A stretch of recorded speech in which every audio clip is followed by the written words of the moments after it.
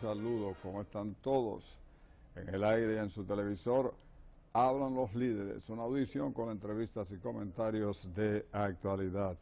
Sean mis primeras palabras para dar fe de nuestra gratitud por su amable y firme audiencia de siempre. Iremos al cambio comercial para retornar con nuestro primer invitado de hoy, que lo será el doctor Carlos Sánchez, médico y político. Volvemos.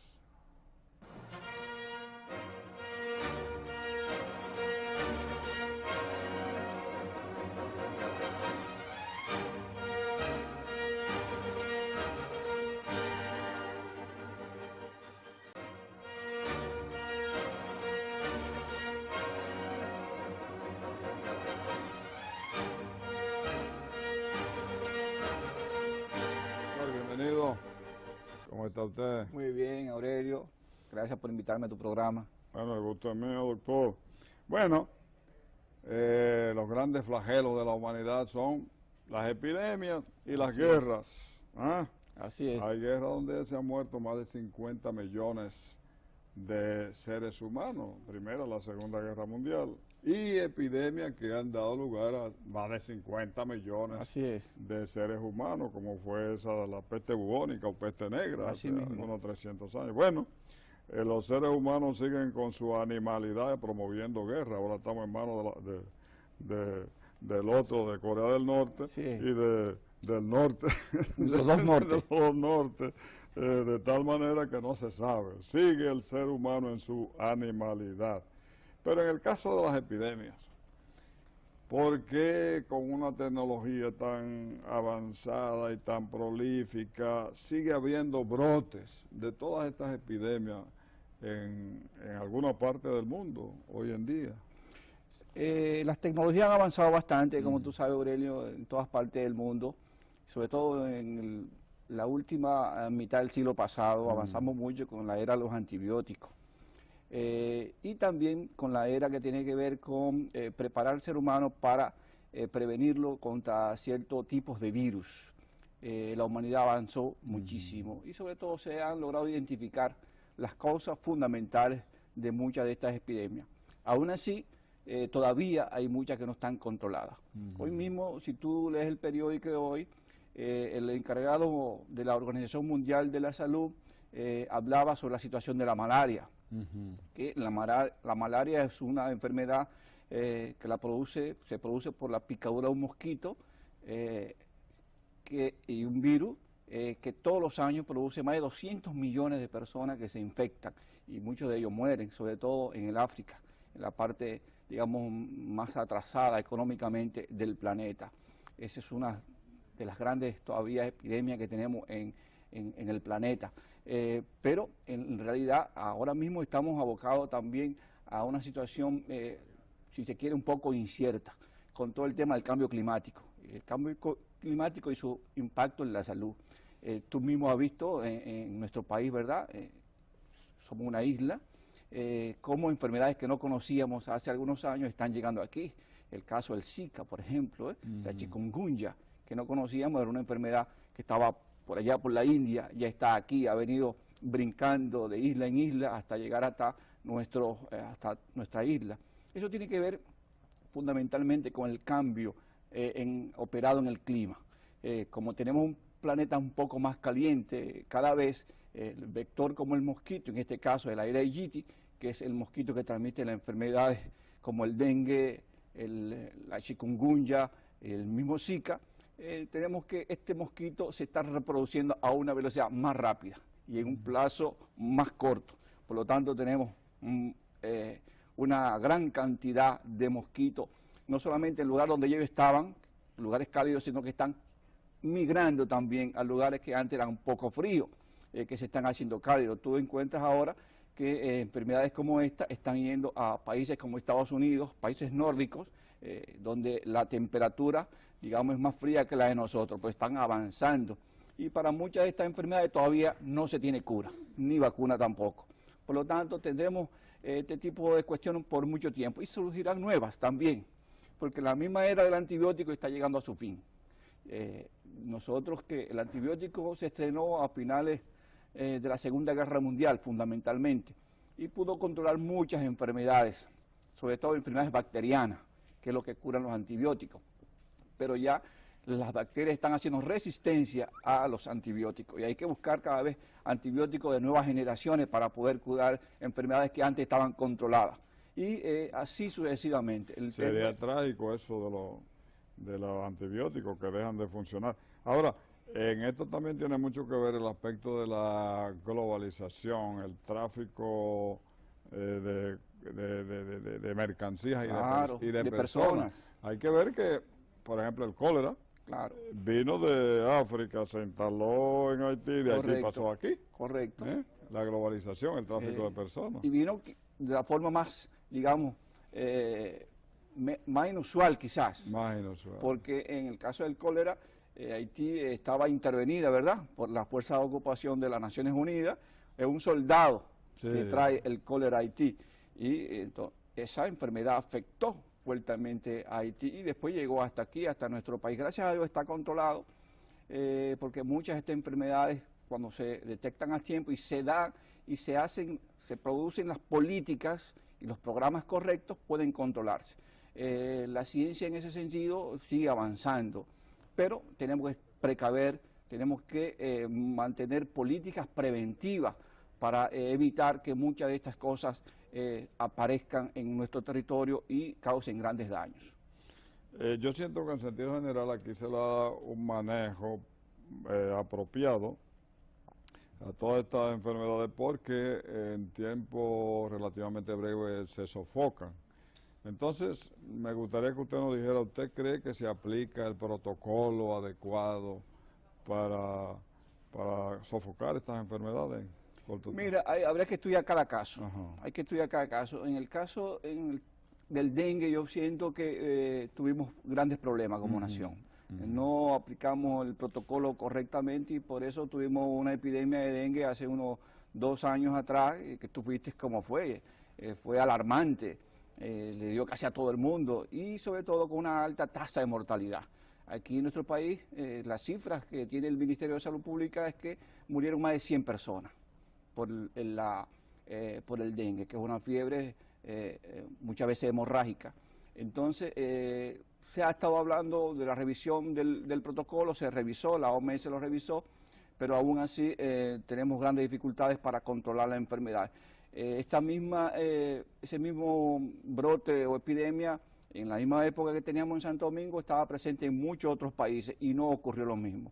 Allá la tasa de mortalidad fue bajísima, mientras que la de aquí fue muy alta, muy alta. Entonces, en ese sentido, hay que estudiar cada caso. En el caso del Zika, la chikungunya, no teníamos mucha experiencia, pero yo siento una cosa, Aurelio. Yo creo que el Ministerio de Salud Pública ha sido deficiente en el control del vector. Antes, y tú y yo somos quizás de una generación donde vimos todo lo que era el esfuerzo que hacía la Dirección de Malaria en el país, se hacían inventarios, se medía la presencia del mosquito y se iba municipio por municipio. Ahora este tipo de cosas es muy deficiente. Prácticamente no tenemos un índice, que es lo que yo he llamado y he planteado varias veces desde la Universidad Autónoma de Santo Domingo, donde trabajo, que debemos tener un censo nacional del mosquito. Tenemos que tener el índice aédico por municipio en nuestro país para poder monitorear dónde está creciendo el elemento que puede desatar la enfermedad, en este caso, si fuera el dengue, si fuera el chikungunya o el mismo Zika, pero no lo estamos haciendo. Pero dice el Ministerio, creo que el Ministerio de Salud tiene en su página que ellos crearon un protocolo especial, el primero y más completo para América Latina. Sí, yo pienso que muchas veces no es en el protocolo que está el problema. Tenemos los mejores protocolos en ocasión. Ahora, de tenerlo a aplicarlo hay un trecho. Entonces, cómo nosotros con políticas serias, pertinentes, logramos que cada uno de los agentes que trabajan en el sistema aplique el protocolo. Ese es el elemento esencial en este caso. Que el promotor de salud, que el doctor, que la enfermera, que las autoridades del municipio estén vigilantes y puedan aplicar el protocolo en la fase que le corresponde, ¿tú entiendes? Porque la experiencia más desastrosa nuestra fue con el dengue. Eso dejó mucho que desear. Es algo endémico y hay que estar preparado. Todos los años. Sí, sí. Doctor, estamos hablando con el doctor Carlos Sánchez, y estamos hablando de epidemia porque es epidemiólogo. Aquí tenemos algo abundante, que es el agua. Sí. El agua es un asunto de doble filo, un elemento de doble filo. Salva o mata. Sí, limpia los ríos, los pozos, porque es un gran desinfectante al mismo tiempo. Sí. Pero ahí tenemos el caso de la leptospirosis cuando en el tiempo de inundaciones. Correcto. ¿Qué nos dice acerca de eso? Mira, con la leptospirosis está ocurriendo, este es otro fenómeno ligado, muy ligado al cambio climático, lo que te decía ahorita, que la humanidad está abocando ahora a ver este fenómeno, el cambio climático, con ello vienen envueltos grandes problemas en el orden de la salud. Este año en nuestro país hubo, igual que el año pasado, mucha lluvia. Sí. El fenómeno del Niño estuvo el año pasado y está ahora, creo, también. Y fuera de época. Y fuera de época.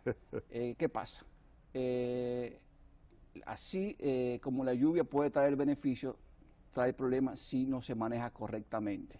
Si estas aguas se estancan y están en lugares inadecuados. En el caso de la leptospirosis, que en nuestro país se está presentando como un problema en la actualidad, tiene que ver con que mucha gente, esta agua que no está tratada, pero sobre todo porque no estamos recogiendo correctamente los residuos sólidos en nuestro país, o sea, hay mucha basura y por tanto eso permite la creación y reproducción de roedores como el ratón. Esto defecan, orinan en la basura, en el agua. Personas entonces que trabajan en arrozales o que están en sus predios agrícolas o que están en el barrio donde no se ha recogido correctamente la basura, donde hay agua estancada, entonces, que tienen alguna herida, alguna laceración en su piel, entonces por ahí entra la leptospira y enferma a esta persona. Este año no recuerdo bien la estadística, pero iban más de 40 personas afectadas por leptospira, que es una enfermedad que si no se atiende a tiempo es bastante grave. Pero eso también es producto de la situación que estamos viviendo en los países más pobres, porque el cambio climático no afecta a todo el mundo por igual. Aurelio, el cambio climático le golpea más fuertemente a los países más pobres, porque no hay buenas condiciones de vida de la población, vivienda hacinada, en mal estado, disposición discreta, disposición de basura. Todavía en nuestro país no tenemos ni un solo, y lo repito para que se escuche, ni un solo vertedero controlado, ni un solo. Ahora que se está haciendo el primer esfuerzo para controlar el que teníamos ahí en Santo Domingo Norte, el que existe ahí, pero no existe un solo vertedero controlado. Eso deja mucho que desear. Todas nuestras plantas de tratamiento de aguas residuales están dañadas. Todas, pueden haber 5 o 6 que estén funcionando, pero casi todas están dañadas. A mí me dice un familiar que reside en Higüey, que cuando llueve en Higüey, producto de que la planta de tratamiento de aguas residuales no está funcionando, toda esa agua baja a través del río tradicional de allá hasta los campos y los cañaverales que están cerca, pero que eso es un mal olor terrible, pero lo que hace es arrastrar, como tú decías ahorita, ¿verdad?, toda esa agua que se ha colocado y que no se ha tratado en esa planta de tratamiento. Pero así están todas. Entonces, y ahí quiero hacer un llamado, que el enfoque fundamental de un sistema de salud, o el sector salud, debe estar en la prevención y en la promoción de la salud, no en la curación, que son uno de los problemas que tenemos aquí. Aquí el enfoque está centrado en la curación, hospitales para curar gente que se enfermó. No debe ser así, debe ser todo lo contrario. Y esto está produciendo... El costo social y el costo económico es sumamente alto. Muy alto, muy alto. Entonces hay que cambiar el enfoque. Por eso tú encuentras que aún no tenemos operando, a pesar de que la ley lo establece, hace muchos años en nuestro país, las unidades de atención primaria, las UNAP, por un conflicto que también hay en el término económico, porque así como el enfoque es curativo, también es un enfoque económico el que tenemos. Nosotros hemos perdido en este país, como en muchos otros países, el derecho a la salud. O sea, la salud no se ve como un derecho, sino como una mercancía en este momento. Y por tanto, ese enfoque curativo lo que hace es perjudicar a la sociedad en sentido general. Eso es lo que está pasando aquí también. Hay que voltear la situación, hay que darle más espacio, invertir más en prevención y en promoción de la salud y menos en curación. De hecho, la inversión en salud en nuestro país es muy baja, Aurelio, es muy baja. Hoy se calcula que en total se invierte en el país cerca de 5.5 del PIB entre el sector público y las personas que pagan de su bolsillo su atención en salud y el privado. De ese total del 5.5, el Estado apenas pone el 1.4, es muy bajo, debe ser el 5% solo para el Estado, que es el promedio de América Latina, 5%, pero con un enfoque en salud. Ahora mismo tú has visto lo que ha estado ocurriendo, la Asociación de Clínicas decretó, suerte que se paró, sí, que no iba a recibir la analítica de los pacientes. Una cosa terrible o tremenda, pero es que en el sector salud estamos en un estado de ingobernabilidad. Todo el mundo hace lo que le da la gana. Todo el mundo quiere más dinero. Especialmente la clínica. Todo el mundo quiere más dinero. Y los médicos. Eso hay que detenerlo. Y para eso se necesita una voluntad férrea y fuerte del Estado, que diga, la salud es un derecho de la población. Y vamos a regular esto. Todo el mundo tiene que hacer lo que le corresponde. Y la medicina es aparte de un apostolado, sí, también el ejercicio de la medicina. Correcto. Tiene. Doctor, no es justo que nosotros vengamos un hombre que es político. Así es. Resulta que el doctor es secretario general del Partido Alianza por la Democracia. Así es. Y entonces siempre hay mucha noticia en política, pero me gustaría que usted nos dijera ¿qué hace Alianza por la Democracia? O sea, es un partido de los llamados alternativos, minoritarios, pero con dirigentes políticos muy veteranos. Así es. Y que siempre han estado ligados a las mejores causas del país. Yo quiero que usted me diga qué está haciendo la Alianza por la Democracia. Ahora mismo, Aurelio, estamos abocados a celebrar nuestro 4º Congreso. Ya empezamos el trabajo que tiene que ver con la reorganización de las estructuras territoriales, las direcciones municipales, fundamentalmente, a organizar la estructura que con esta etapa del Congreso pensamos terminarla en febrero, con la elección de una nueva dirección nacional del partido y una nueva dirección ejecutiva. Posteriormente nos vamos a abocar a revisar nuestro documento y a analizar la coyuntura política nacional para tomar nuestra decisión de cara a los próximos 4 años, que es más o menos los periodos que se lleva cada congreso en un partido, en el caso nuestro. Aparte de eso, la Alianza por la Democracia está haciendo un gran esfuerzo y está participando dentro del bloque de partidos de oposición, sobre todo tratando de impulsar temas que ayuden a mejorar la democracia dominicana. Todos los temas que tienen que ver, por ejemplo, con reformar el sistema político electoral de la República Dominicana, como es la ley de partido, la ley electoral, que se cojan órganos electorales justos y competentes. Nosotros hemos estado trabajando en eso. Desde ese mecanismo, ¿verdad?, que hemos llamado bloque de partidos desde la oposición. Siempre con la firme creencia de que una mejor democracia en nuestro país es posible, que nosotros podemos tener una democracia donde a cada dominicano le dé gusto vivir, donde se respeten los derechos de la población, los derechos sociales, los derechos políticos, que muchas veces lo vemos pisoteado y que en ocasiones vemos que son negados por las instituciones y por los gobernantes, digamos. Nuestro país en este momento, como tú sabes, ya hace mucho que tenemos un partido en el gobierno que se ha ido constituyendo poco a poco, aunque uno dice en partido único, partido hegemónico, porque tiene un control de todos los espacios e instancias de poder del país.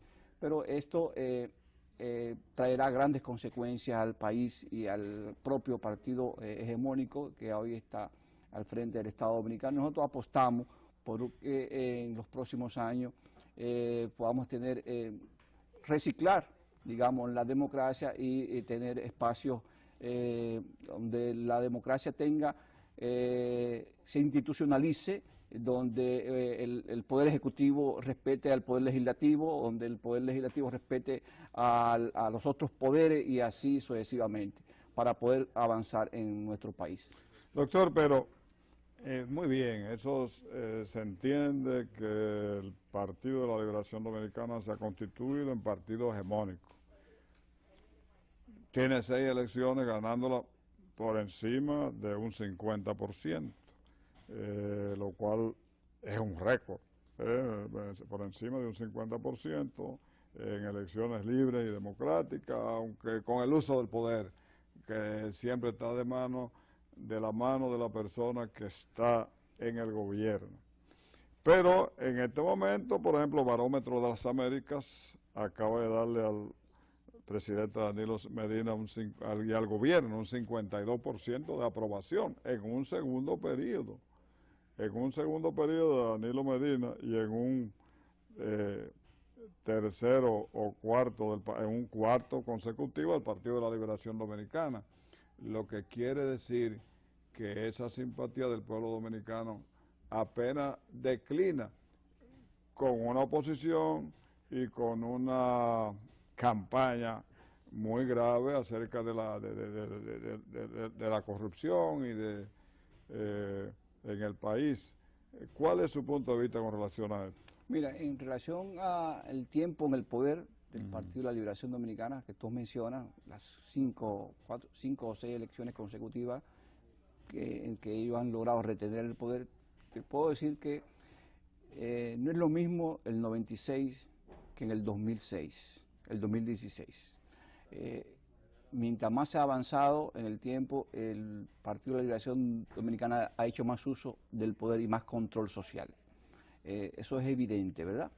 Tenemos en nuestro país un sistema político electoral con muy poca equidad, muy poca equidad. En realidad, los partidos, cuando logran apoderarse del gobierno, ejercen mecanismos que impiden prácticamente ser desplazado del poder.